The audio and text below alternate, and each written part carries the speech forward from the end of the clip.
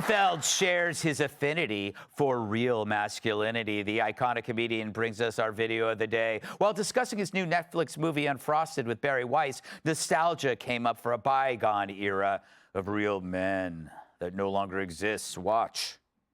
I couldn't help but wonder if part of it is maybe your own nostalgia for this time that feels like another planet, or at least another country. Well, of course it does.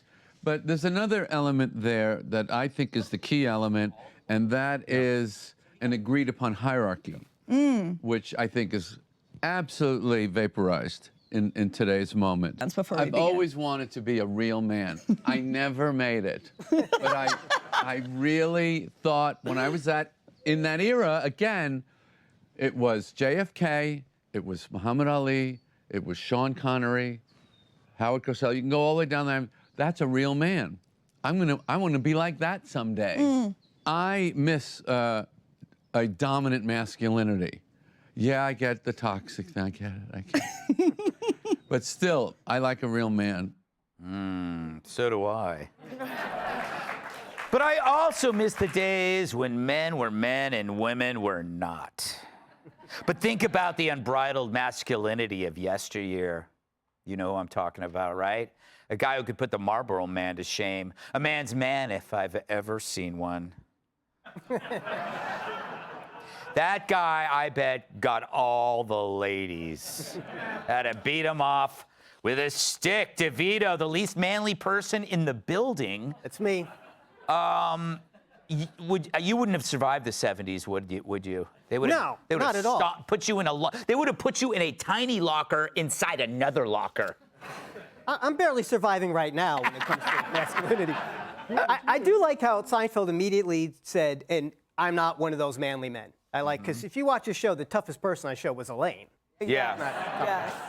And I don't think, I can't imagine Clint Eastwood making a movie about Pop-Tarts. Yeah. I can't see that happening. I like but he's right. I think this is why comedy is good for people like Seinfeld, and certainly for someone like me. I mean, I do the same thing. I'm like, where have all the men gone? And when are we? And then I have to slip my superintendent $5 to change a light bulb I can't reach. So I think he made some good points. That is true, Kevin.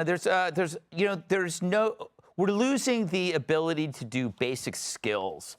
Like, I could not change my oil. Not that I ever considered changing my. Don't even try and do that. That's not a good idea. Yes. But if you sent, let's say you sent a Gen Zer back to the college campuses of like 1976, wouldn't they have the time of their lives? I'm pretty sure talking about what makes a manly man is racist. I really do. Well, I think you don't we're need me going for into this some segment. very dangerous territory. There's no question. Look, this topic came out of the 60s in advertising. If you really think where it was born, right here in New York on Madison Avenue. The manly man, the Marlboro Man, the guy on the horse, the guy in the car. Selling all these products, establishing this, supreme alpha dude in the pecking order of what you're buying is kind of how it started, and then it became racist. You know what's funny? You're right, because what's being sold to us now, and Kat, you've noticed this, beta males are selling. Like, it's like the goofy guy who doesn't know what's going on. Like, I don't know how to do this, and the wife comes in, or the other guy comes in and goes, I'll fix it. Blah, blah, blah. It's almost like we can't do that because it's considered misogynistic or patriarchal, or one of those words they use in college. I mean, I think lots of different kinds of men are hot. I guess I married like a pretty masculine guy. Like, he fought in a war. Yeah. That's pretty masculine. Oh, I mean, don't clap, like, yeah. Like, right, like, was it toxic? Like, I don't know, probably to the terrorists he shot. So, I mean, it's like you can't, I don't know.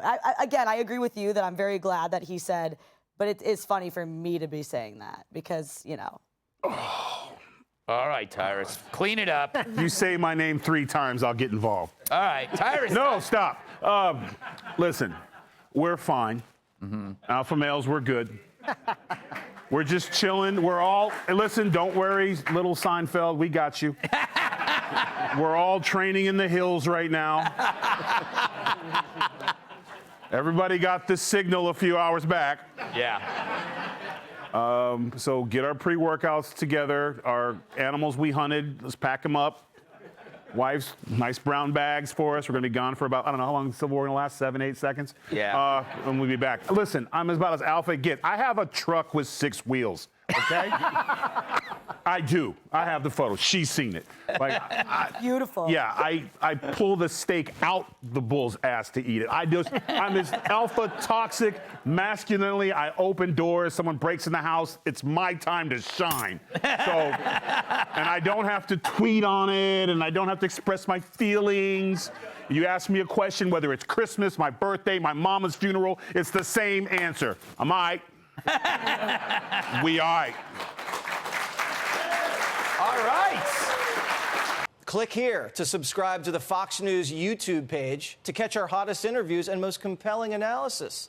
You won't get it anywhere else.